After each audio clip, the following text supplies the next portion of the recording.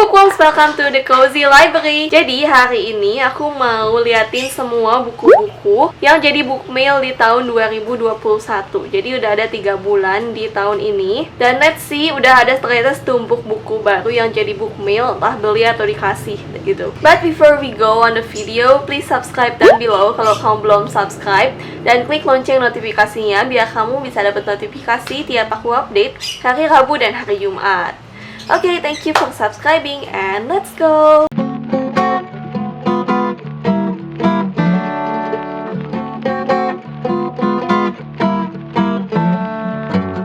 Oke, jadi ternyata baru 3 bulan tapi udah ada setumpuk buku baru gitu. Memang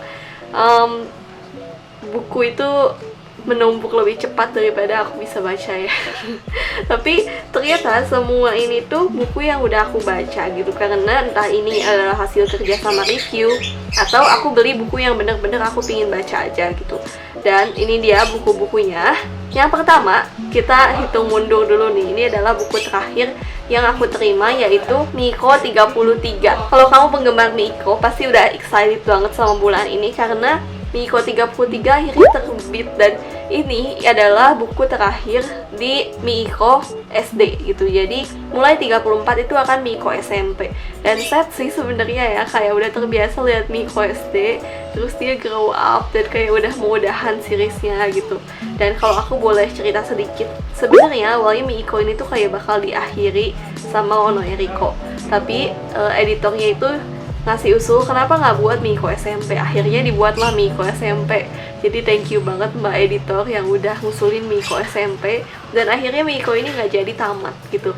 Aku bakal kayak sad banget sih kalau Miko tamat, karena aku suka banget. Kayak tiap tahun tuh aku selalu nunggu Miko yang baru dan bela-belain belajar bahasa Jepang demi baca Miko dalam bahasa Jepang gitu ya. Karena ternyata Miko Indonesia itu kayak telatnya 2 buku gitu, jauh banget kan daripada Miko yang bahasa Jepang. Padahal ini komik gitu, memang sih butuh waktu ngurus license dan juga nerjemahin, setting dan sebagainya. Tapi it's so sad, kenapa kita terlambatnya tuh jauh banget gitu loh. Di Jepang itu 34 itu udah keluar dari kapan dan sampai udah cetak ulang. Dan katanya buat commemorate Miko terakhir di SD, akhirnya Ono Eriko membuat cover ini, yaitu Miko lagi pakai tas ransel sekolah. Jadi FYI, di Jepang itu kalau beli ransel itu, anak kelas 1 SD itu, ranselnya itu akan dipakai sampai kelas 6. Jadi 6 tahun dan mereka tuh nggak beli-beli lagi kecuali kalau rusak. Tapi rusaknya juga kecil gitu, kemungkinan rusaknya, karena memang kuat banget ranselnya dan emang mahal gitu, tapi kuat 6 tahun. So it's really worth a buy. Dan pengen cobain sih ya, tapi enak-enak banget. Ini tuh beneran dipakai cuman buat anak-anak SD di Jepang kelas 1 sampai kelas 6. Dan yang gak kalah menarik, pokoknya di sini ada satu cerita yang kalau kamu udah baca banget ya ampun, yang cerita Mari-chan jadi Cupid. Itu cerita the best aku selama aku baca Miko, tentang Miko sama Tape ya maksudnya. Itu cerita terkiowo, ya ampun lucu banget. Itu pas aku baca itu langsung kayak udah kayak oh my gitu. Akhirnya mereka ada perkembangan. It's a spoiler, jadi aku nggak akan ceritain apa ceritanya, tapi kamu harus baca sendiri dalam Miko ya. Dan kalau aku ceritain pasti mengurangi sensasi gregetnya itu. Next, aku udah lama banget cerita Miko ya, satu buku aja lama. The next one is Siapa Yang Datang ke Pemakamanku Saat Aku Mati Nanti, karya Kim Sang Hyun. Buku ini tuh dikasih tapi aku lupa dalam rangka event apa gitu. Tapi buku ini dikasih sekitar bulan Januari ya kalau nggak salah. Soalnya buku ini udah lumayan lama sih aku bacanya. Dan aku tuh mau review buku ini nggak jadi soon ya. Mungkin hari Jumat ini kalau bisa aku akan review. Buat review lengkapnya aku akan langsung omongin di full reviewnya nanti. So tungguin ya. The next one, ini ada 2 buku yang jadi book mail kedua terakhir aku. Dan buku ini, 2 buku ini tuh akan direview masih agak lama sih sebenarnya, tapi aku akan review 2 buku ini dalam bentuk reading vlog. Karena ini adalah pengalaman pertama aku baca buku horor Indonesia.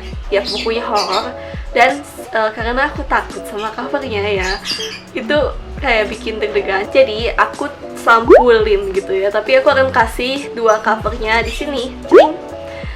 Dua novel ini adalah novel horor yang baru diterbitin sama penerbit Bang Bule. Mereka ini katanya diangkat dari kisah nyata dan si penulisnya tuh nama aslinya dirahasiakan. So it's really mysterious ya. Aku baru baca satu, aku lagi on progress baca satu, dan selama aku baca ini dia tuh lebih ceritanya tuh kayak cerita sehari-hari gitu. Jadi dari sudut pandang si penulis tentang kesehariannya dan gimana dia tuh bisa ketemu sama hal-hal yang supernatural, like that. Tapi aku refrain dari baca buku ini at night karena udah takut ya. Aku nggak pernah baca buku horor Indonesia. Buku horor yang sehoror-horornya yang aku baca, yang pernah aku baca itu cuman Lockwood. Dan kalau kalian pernah baca Lockwood, itu tuh lebih kayak 70% mystery adventure, 30% horor. Sementara ini kayak hampir 70% horor. Jadi well, semoga aku kuat bacanya. The next one, ini ada Real Face atau Real Face. Ini buku baru yang baru terbit dan pasti kalian excited banget kalau yang belum baca, karena Real Face ini salah satu thriller dari penerbit Haru yang terbaik. So you should really check this out. Aku udah pernah review, kalian bisa cek reviewnya di bawah sana nanti kalau udah nonton video ini. Next, ini adalah buku temen aku, dan buku ini adalah non-fiksi yang cukup unik dan pertama kali aku baca buku yang kayak gini ya, yaitu Sketches and Regrets atau Sketsa dan Sesal karya Ci Airin Everin. Jadi Ci Airin ini adalah co-host dari The Betty Book Club yang aku dirikan bareng Ci Airin dan Rakrisan, book club bahasa Inggris pertama yang pernah aku temukan di Indonesia. So, ini adalah buku karya Ci Airin sendiri tentang mendiang suaminya. Jadi buku ini penuh dengan sketsa dan cerita-cerita dan cukup ringan buat dibaca. Tapi tetap kalau kamu pernah kehilangan, pasti kamu dapat makna mendalam dari buku ini gitu. Buku ini bisa kamu beli di Omah Library ya kalau nggak salah. Nanti aku akan kasih link pembeliannya di bawah sana, so check that out. Aduh maaf ya kalau berisik. It's raining outside, ini baru beres hujan dan the birds are singing, I don't know why. Next, ini majalah Jepang pertama aku yang aku bahas juga di video buku Jepang kemarin, yaitu Monkey, majalah Monkey, New Writing from Japan. Jadi Monkey ini baru kayak rebranding dia. Tadinya namanya adalah Monkey Business, tapi berubah jadi Monkey aja. Dan karena ini majalah literatur, tentunya di sini banyak pembahasan tentang literasi dong ya. Banyak cerpen-cerpen di sini. Ada wawancara sama Haruki Murakami juga. Jadi buat kamu yang suka sastra, yang suka ilustrasi, yang estetik banget, you have to read this book. Ini bisa kalian beli di Pos Santa, toko buku indie. Aku akan kasih link pembeliannya di bawah sana, so check it out. Kalau kalian mau lihat beberapa ilustrasi dari Monkey, ini cantik banget ya ilustrasinya. Dan unik gitu, sampai ada komik di dalam sini pun maknanya tuh dalam dan aku nggak ngerti ini apa gitu. Jadi memang Jepang tuh penuh dengan perumpamaan ya. Nah, ini sih salah satu ilustrasi tercantik yang aku temuin di majalah Monkey. Dan juga ada ilustrasi dari John Claassen, salah satu ilustrator favorit aku. Ini dia. Jadi ini adalah sebuah cerita bergambar, ceritanya pendek banget, tapi maknanya tuh aku rasa mendalam banget gitu. Walaupun kayak kamu perlu diem sebentar buat merenungkan maknanya ini apa gitu. Oke, the next book. Ini juga buku yang aku review kayak sebulan yang lalu kalau nggak salah, yaitu Midsummer Night karya S. Taunganan. Jadi buku ini udah pernah aku review, buku romance yang kyowo, yang cute banget dan ringan gitu. Jadi buat kamu yang mau dukung buku indie, ini karya Kak S. Taunganan diterbitin sama Guepedia, salah satu penerbit indie di Indonesia. You should really support her book. Ayo support buku indie. Aku akan kasih link pembeliannya di bawah dan juga link reviewnya, kamu bisa cek di bawah sana. Check that out. Tinggal 4 buku lagi. Yang selanjutnya ini adalah Love Theft. Aku suka banget sama Love Theft dan aku pingin nyari lanjutannya, yaitu Lovely Heist. Walaupun Love Theft ini terbitnya tuh udah lumayan lama, tapi aku suka karena protagonisnya ini adalah pencuri. Jadi gak umum gitu. Aku suka banget heist atau aksi-aksi yang dibawa sama novel ini. Romansnya juga dapet banget. Sebenarnya ini vibes-nya tuh lebih ke young adult, dan kalau kamu suka buku-buku young adult yang manis, you should really check this out.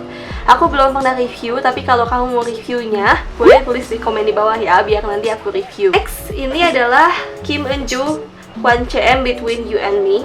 Ini aku dapat dari penerbit Haru juga, dan waktu mereka kasih ini they can read my mind, karena aku tuh lagi nyari buku ilustrasi yang aku bisa jadiin referensi buat buku yang lagi aku tulis sekarang, dan nggak tahu apakah akan jadi atau enggak. Ya doakan aja jadi. Ini buku yang penuh ilustrasi yang cute banget.